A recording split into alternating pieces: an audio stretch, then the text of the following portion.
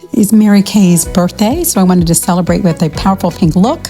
Always start your makeup with primer. This foundation primer just goes on like silk. It has an SPF of 15, so I do take it down my throat and décolleté.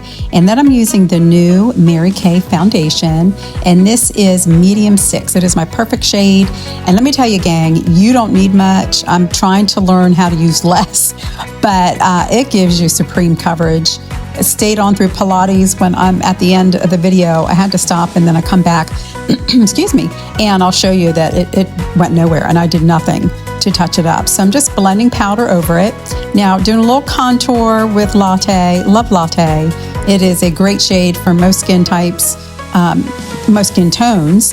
And if you do have a darker skin tone, then try the Cocoa. It's great too, but they're matte and they are fabulous for adding a contour.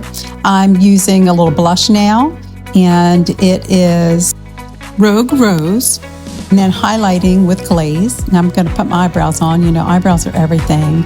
I do use the dark blonde eye defining brow pencil and the dark blonde volumizing tint. It really fills in the little areas where I have sparse brows, and it controls them and, you know, covers up my gray hairs. So I'm just dusting with a little powder over it, silky setting powder. I use the medium ivory, and I do press it into my brows just to soften them a little bit. And I'm taking Blossom, putting it all over the eye just as a wash, brighten the eye. And then hazelnut in the crease, little windshield wiper, blending there. And it's a very soft look because you'll see why. The lips are going to be the bang. And then I'm taking Sunlit Rose and putting it on the eyelid with the all over brush, just tapping it in so you don't get fallout. And it gives a nice little soft shimmer, but not overdone. Now brown eyeliner, but I realized mine was a little flat, so I used the shaper that's in the bottom of the pencil, which is so cool. And just giving it a little bit more of a point. Just going over, giving a little wing on the outer corner. And then I use Dusty Rose, can you believe it, underneath my lash line, because I don't like a real strong, heavy look under the eye. And as you get older, you start getting textural problems, so don't bring a lot of harsh liner under your eyes. And then I used a little bit on the inner corner of Blossom. And now I'm just gonna, you gotta have under eye corrector. And I did go over the liner with Merlot, really give a nice plum look to it. Again, dusting with powder, just blending everything in, and a little bronzer, especially for me this time of the year because I'm so pale. And I do put that on my chest and neck. Now I'm taking that Blossom, going on the inner corner of the eye. Lash Intensity Mascara, as you know, it is my absolute favorite because you don't have to put a lot on to get a thick, lush lash look. Say that 3 times. And I do finish it off with the black brown in the Ultimate.